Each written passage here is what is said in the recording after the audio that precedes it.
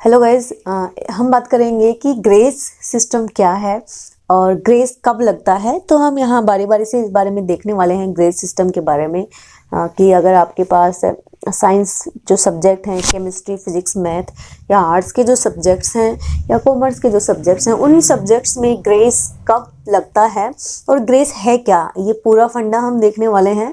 तो चैनल पर guys first time अगर आप विजिट कर रहे हो तो चैनल को सब्सक्राइब कर लीजिए और वीडियो को लास्ट तक देखना। आपका जो ग्रेस वाला सिस्टम है आपको कम्प्लीटली समझ में आ जाएगा। बिल्कुल डाउट नहीं रहेगा कि कब हमें ग्रेस नंबर मिलते हैं और किस कंडीशन में ग्रेस नंबर नहीं मिलते हैं। तो देखो, सबसे पहले अगर हम बात करें ग्रेस सिस्टम की कि ग्रेस सिस्टम होता क्या है, सबसे पहले हम बात करेंगे फर्स्ट ईयर पे।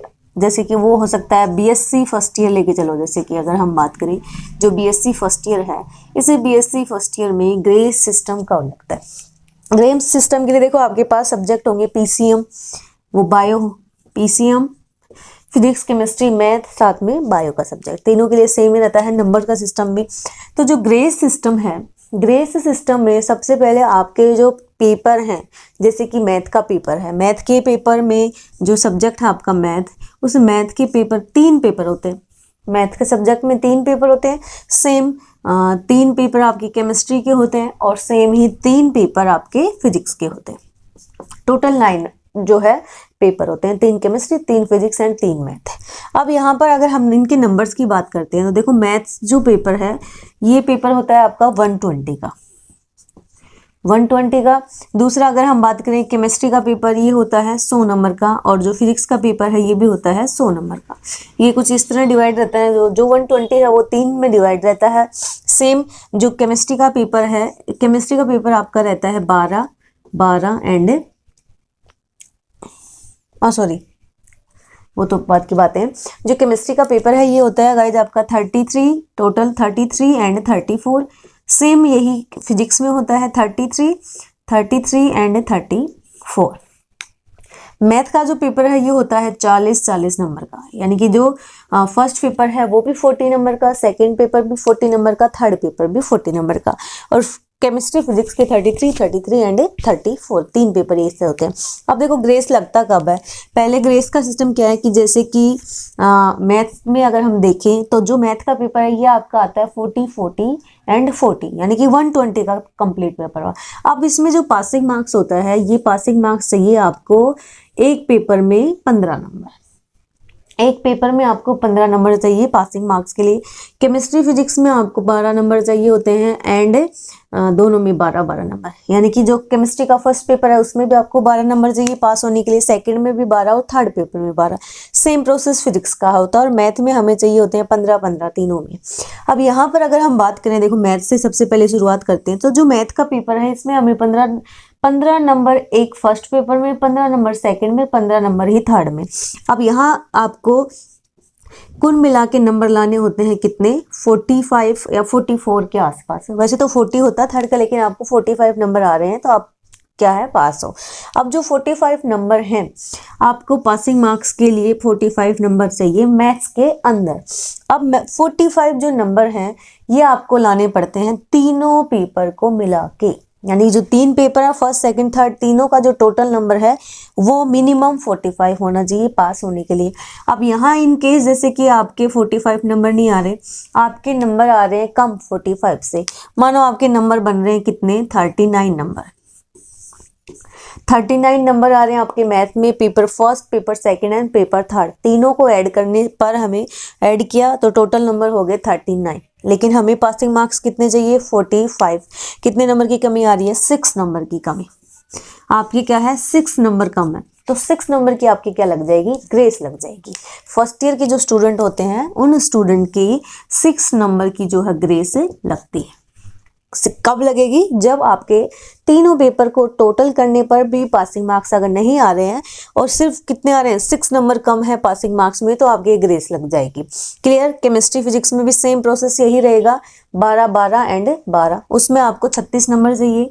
केमिस्ट्री फिजिक्स में 36 नंबर से आप पास हो जाओगे। पेपर फर्स्ट सेकंड और थर्ड तीनों को ऐड करके आपको 36% लाना है, यानी कि 12 नंबर लेके आना है। 36 नंबर अगर नहीं आ रहे हैं आपके केमिस्ट्री या फिजिक्स में, तो देखो 36 नंबर आ रहे हैं तो आपको 6 नंबर की ग्रेस लग जाएगी यहाँ पे।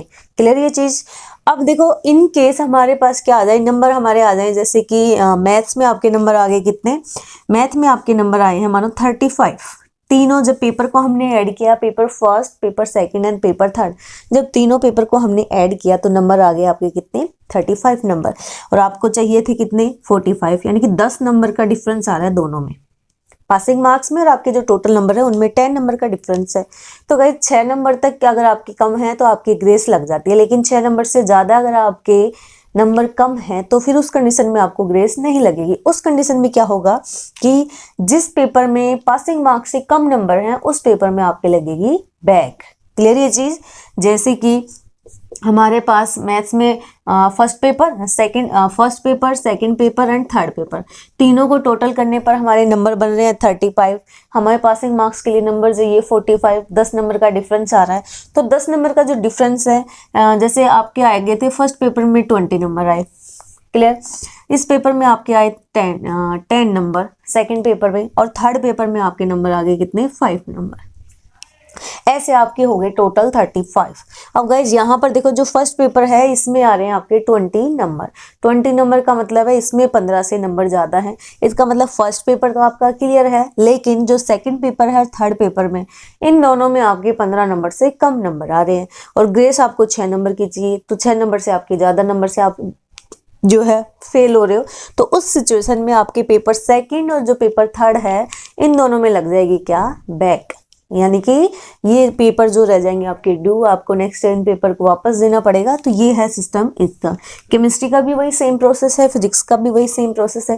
केमिस्ट्री अगर और फिजिक्स में हम देखें तो 12 12 12, यानी कि जिस भी सब्जेक्ट में 12 से आपके कम नंबर आ रहे हैं, और जो है ग्रे सिस्टम का है 6 नंबर का, 6 नंबर से अगर आप ज़्यादा, 6 से ज़्यादा में अगर आप फेल हो रहे हो तो जिन पेपर में 12 12 से कम नंबर हैं उस पेपर में आपकी बैक लग जाएगी।